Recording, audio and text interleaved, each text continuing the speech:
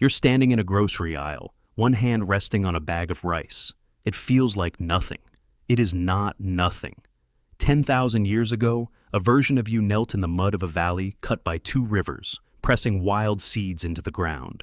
Everyone around you called it the greatest idea any human had ever had. No more chasing meat across empty land. No more nights with a stomach that stayed hollow no matter what you found. By the time you die, you will stand shorter than your grandfather stood.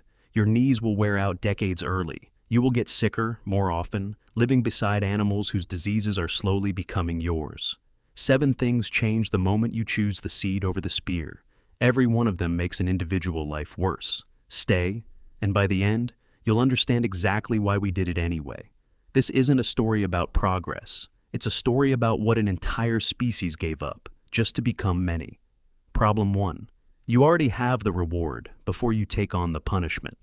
Long before anyone plants a seed on purpose, someone crouches at a fire in what is now northeastern Jordan. They grind wild grass seeds between 2 stones, mix in water, pat the dough flat, and lay it on hot rock.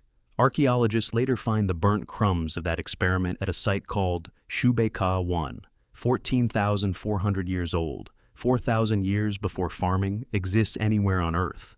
You didn't need that bread to survive. You wanted it.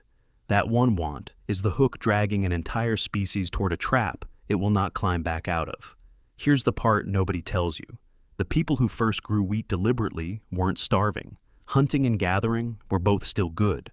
So, why trade a working life for back-breaking labor in a field? The honest answer isn't hunger. It's closer to a craving no one could put down. Problem 2. You stop being able to walk away. In the hills near modern Turkey, in a place called Karacadağ, wild wheat grows on its own every year. Then, close to 10,000 years ago, someone starts saving the biggest, easiest seeds and replanting them again and again. The plant changes. It stops scattering its own seeds. It can no longer reproduce without a human hand. The trade runs both directions. Once your food depends on one patch of dirt, so do you. The 100 miles of forest you used to wander shrinks to one field. You can't leave when 2 harvests fail. The plant you tamed has tamed you right back. And this is where it gets worse. Because staying in one place doesn't just trap you. It starts rewriting your body, then breaking it. Problem 3. Your body shrinks. Scientists comparing more than 160 skeletons across 38,000 years of European history found something strange. The first farmers came out shorter than their own genetics predicted, by roughly 1.5 inches on average. Some populations didn't regain that lost height for over 6,000 years. Stop. An entire species got smaller and stayed smaller longer than the whole span of written history, because of one decision made by people who never lived to see the cost. Zoom out. Shrinking wasn't the only price. Your bones were about to bend a different way. Problem 4. Your body breaks. At an ancient farming village called Abu Hureyra, in what is now Syria, archaeologists studying the skeletons of the women found something they didn't expect.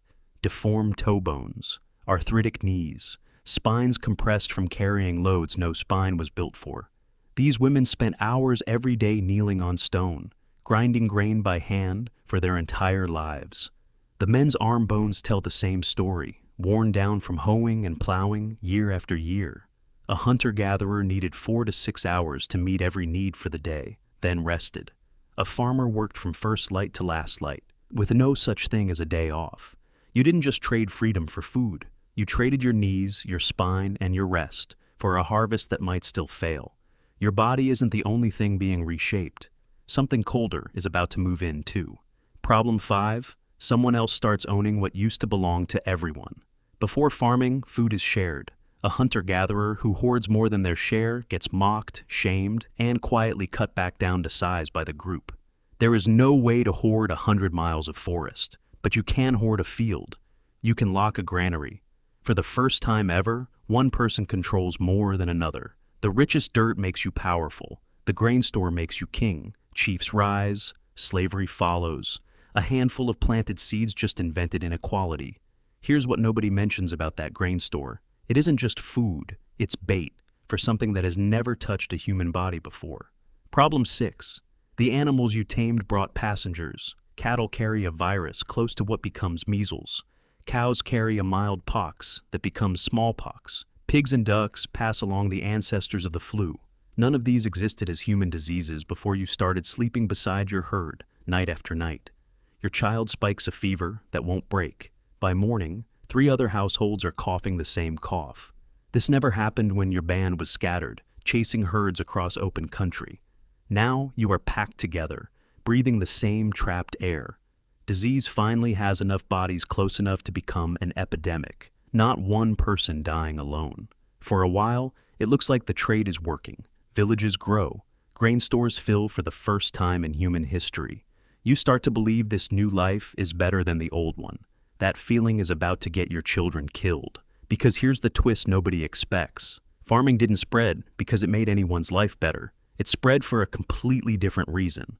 Problem 7, and the one that changes everything you thought you knew. One field of grain grows more calories than the wild land around it ever could. More calories means more babies. More babies means more mouths, which means more field.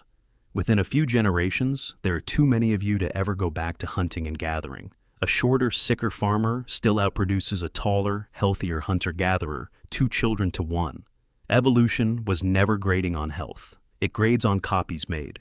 Farming turned out to be, without anyone intending it, a machine built for producing more humans, not better ones. You didn't win by getting stronger. Your ancestors won by simply outnumbering everyone who refused to make the same trade, and there was no forest left wide enough to walk back into.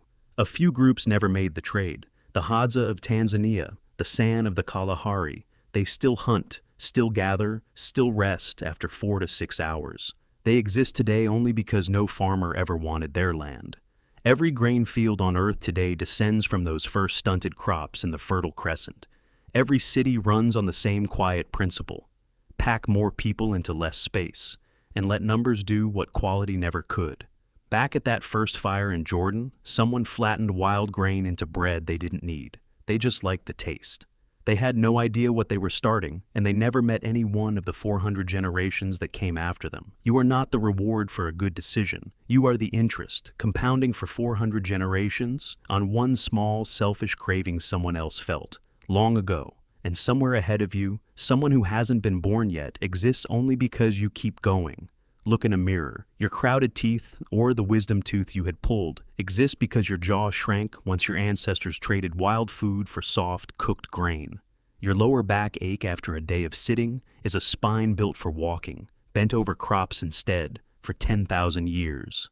None of that is bad luck. That's the cost, still being paid. So go back to that bag of rice in your hand. It isn't food, it's a receipt. Proof of a trade made 10,000 years ago. Still being paid off, one bag at a time, through you.